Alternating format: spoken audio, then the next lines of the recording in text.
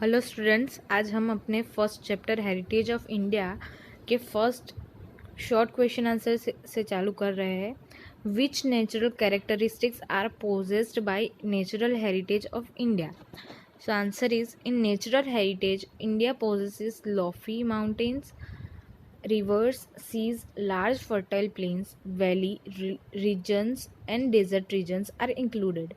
Moreover, tree, plants, insects, animals, birds, various landscapes, types of rocks, minerals, etc. variance is seen in natural peculiarities. सो यहाँ पे ये question पूछ रहा है कि हमारे इंडिया की नेचुरल हेरिटेज में कौन सी चीज़ समाई हुई है। तो हमारी इंडिया की नेचुरल हेरिटेज में लॉफी माउंटेन्स मतलब बहुत ऊंचे ऊंचे हाई माउंटेन्स, फिर नदियाँ, ओशंस, सीज, बड़े बड़े fertile plains, valleys, regions and desert regions are included. यहाँ पे वैली का मतलब ये होता है कि कोई भी दो माउंटेन की जो बीच में जगह होती है ना, उसको वैलीज बोलते हैं। वो माउंटेन के बीच से नदियाँ गुजरती है, उसको वैलीज बोलते हैं हम लोग। और यहाँ पे trees, plants, insects, animals, birds, various landscapes, types of rocks, minerals etcetera, ये सारी चीज़ें यहाँ पे समाई हुई है। और इन सब की इतनी ज़्यादा वेराइटीज़ है हमारे नेचुरल पिक्यूलरिटीज़ में। On what basis can it be said that we are descendants of nature? हम कौन से बेसिस पे ये बोल सकते हैं कि हम नेचर के ही वंशज हैं? मतलब डिसेंडेंट्स मतलब किसी भी चीज़ का वंशज होना। डिसेंडेंट्स का ऑपोजिट होता है ancestors. The examples of our close relation with nature are stories of Panchtantra and Jatka tales of Buddhist religion. Our classical and folk music and several rages are based on prahar, means period of a day. Similarly, Ayurveda, Unni and nature cure are also totally based on nature. हमारे nature के साथ अच्छे relation की जो story है वो पंचतंत्र जो tales होती है ना, पंचतंत्र की पहले बुक आती थी उसके अंदर दी है, फिर झटका टेल्स में भी है। ये सारी चीज़ें बुद्धिस्ट रिलीजन की है। और बुद्धिस्ट रिलीजन में नेचर के साथ हमारा बहुत क्लोज रिलेशनशिप बताया है। हमारे क्लासिकल म्यूज़िक और हमारा फोक म्यूज़िक, उसके अंदर भी हमारे नेचर की एक झलक दिखती है। और बहुत सारे ऐसे चीज़ें जो मॉर्निंग बेस्ड है, मतलब बहुत सारे ऐसे लखान जो दिन को डिस्क्राइब करते हैं। और similarly Ayurveda, Unani and nature cure are also totally based on nature. जैसे कि हमारा आयुर्वेद है, उन्नी है, और जो नेचुरली हम दवाई करते हैं वो सारी चीज़ें नेचर पे ही बेस्ड है। ये जो अंडरलाइन कर रही हूँ ये सारी चीज़ें आप लोगों को याद रखनी है।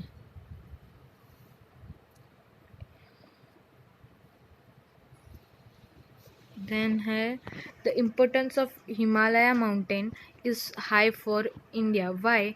Himalaya mountain is a landscape and landscapes are form due to land shapes. हमारे हिमालय माउंटेन्स का इंडिया के अंदर इतना क्यों इम्पोर्टेंस है ये पूछ रहा है। तो हिमालय माउंटेन एक लैंडस्केप है और बहुत सारे लैंडस्केप से ही हिमालय माउंटेन के जो लैंड के शेप्स से बने हुए हैं। Himalaya mountain keep the big rivers emerging from it enriched with water at all times. Himalaya mountain के थ्रू सबसे बड़ी रिवर, हमारी सबसे पूजनीय रिवर मतलब रिवर गंगा, वहाँ से ही बहती है। और वो बहुत सारे वाटर और उन सब चीज़ों से, हिमालय माउंटेन से ही वो पिघल के वो सारे वाटर यहाँ पे मतलब बहती है। Pilgrimage places like Amarnath, Badrinath and Kedarnath are located in Himalayas, and mountain peaks like Nanda Devi is also located. यहाँ पे पिलग्रिमेज पेजेस मतलब यात्रा करने की जो जगह होती है उसके अंदर अमरनाथ है, बद्रीनाथ है, केदारनाथ है, वो सारी चीज़ें हिमालय में लोकेटेड है। और माउंटेन की जो पीक है जैसे नंदा देवी, वो भी वहाँ पे ही लोकेटेड है।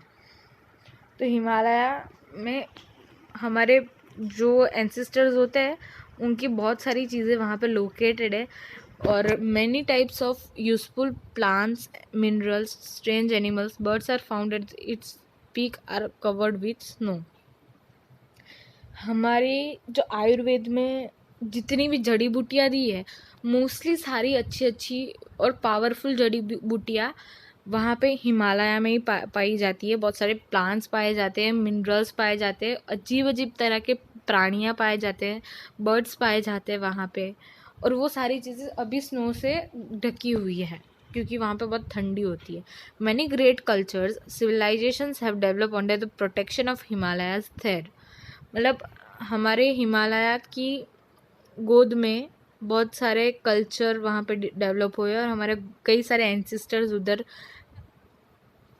उसकी प्रोटेक्शन में ही रहे हैं। So it can be said that Himalaya is utmost importance for India. So हम ये बोल सकते हैं कि हिमालय बहुत ज़्यादा इम्पोर्टेंट है इंडिया के लिए, क्योंकि मोस्टली एक तो यहाँ इंडिया के एक कल्चर है कि हम माउंटेन्स होते हैं, रिवर्स होते हैं, ये सारी चीज़ें हमें इतना सारा देती है, हमारे कल्चर को इसने इतना सारा सिखाया है, इतना सारा दिया है कि हम उनकी प्रेयर करते हैं, उनको पूजते हैं। और हिमालय एक बहुत इम्पोर्टेंट पार्ट है इंडिया के लिए। हमारी सारी जड़ी बूटियाँ, हमारे सारे पिलग्रिमेज प्लेसेस मतलब मोस्टली उधर ही मिलते हैं, और हमारी रिवर गंगा वो भी वहाँ से ही बहती है। और हम हिमालय के बारे में इतना ही नहीं, हम और कुछ भी जानते हैं और ऐड कर सकते हैं, पर इतना तो हमें याद रखना ही है, क्योंकि मुझे पता है अगर हम इसके अंदर 5 जैसे पॉइंट्स हैं तो पाँचों 5 याद रखेंगे तब एग्ज़ाम के वक्त हमें मोस्टली 3 या 4 अपन लिख पाएंगे। सो पाँचों 5 याद कर लेने हैं, कुछ भी नहीं है इसके अंदर। हम हिमालय के बारे में तो सब जानते ही है, सिर्फ एक बार अच्छे से याद कर लेना है। सो फोर्थ क्वेश्चन है, explain the importance of wild life in natural heritage of India. हमारे नेचुरल हेरिटेज में वाइल्ड लाइफ का क्या इम्पोर्टेंस है ये बताना है हमें। Since ancient times many wild animals like tiger, lion, elephant, rhino, fox, bears, deer, sambar, cheetah, rabbits, python, snake, porcupines, mongoose are seen in India. हमने अपने एंशियंट टाइम से बहुत समय पहले से हमने ये देखा है कि वाइल्ड एनिमल जैसे कि टाइगर है, लायन है, एलिफेंट है, राइनो है, फॉक्स है, बियर्स है, डियर है, संभार है, चीता है, रैबिट्स है, पाइथन है, स्नेक है, पर्क्यूपाइंस है, मंगूस है, ये सारे हमारे इंडिया में देखे जाते हैं, हमने सबने देखे। जिसके अंदर पर्क्यूपाइंस मतलब होता है, पता है हमें वो एनिमल होता है कि उसके पीछे ऐसे स्टिक जैसा सब लगा हुआ आता है, बहुत सारी ऐसे स्टिक्स होती है, और अगर हम उसको छूने जाए तो वो ऐसे स्टिक छोड़ता है जिससे हमें वो लग जाए, अपने प्रोटेक्शन के लिए उसके पीछे होती है। उसको पर्क्यूपाइंस बोलते हैं। और मंगूस मतलब बहुत ईजी है, नेवला। सब हम सब उसको स्नेक का दुश्मन भी बोलते हैं। Asiatic lions in the world are seen only in Gir forest of Gujarat. ये याद रखना, जो भी एशियाटिक लायन हैं वो सिर्फ गिर फॉरेस्ट में मिलते हैं, जो गुजरात में सिचुएटेड है। वर्ल्ड में सिर्फ गिर फॉरेस्ट में मिलता है। Our religious believe have given a status of god goddesses vehicle to some of the wild animals like tiger, peacock, alligator, eagles etcetera. मतलब हमारी जो रिलीजियस बिलीव्स है, हमारी धार्मिक जो बिलीव्स है, उसके अंदर हमें ये पता है कि कई सारे भगवान हैं, कई सारी देवी देवता है जो जिनके वाहन, जिनके व्हीकल होता है बहुत सारे वाइल्ड एनिमल्स, जैसे कि टाइगर है, पीकॉक है, फिर एलिगेटर्स मतलब मगरमच्छ, eagles etcetera. Our national currency is highly valued by putting the figure of 4 lion, horse and bull.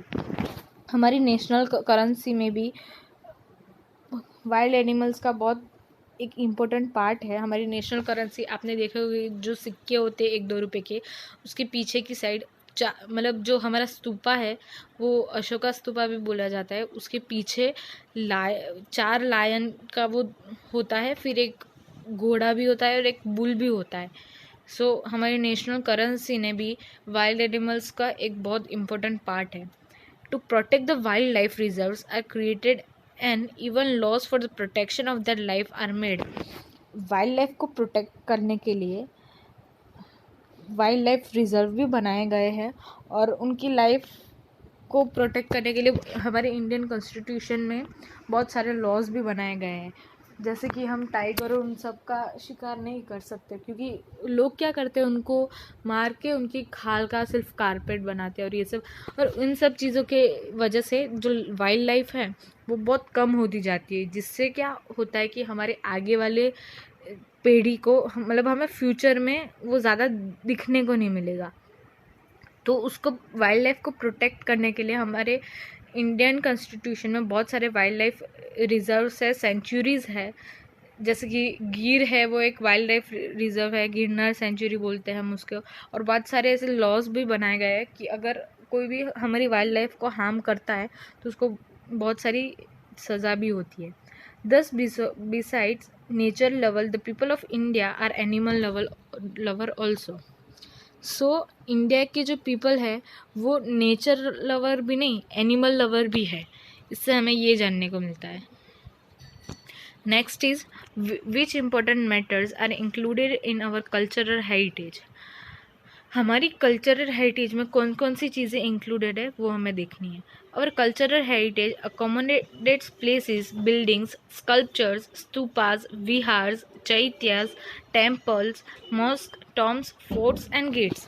मतलब हमारी जो कल्चर हेरिटेज में जो भी हमारे पहले के जो राजास थे और उन सब ने जो चीज़ें बिल्डिंग्स और वो सब बना के गए हैं, हमें वो सारी चीज़ें मिली है। हमारी इंडियन की कल्चरल हेरिटेज बहुत ही ज़्यादा रिच है।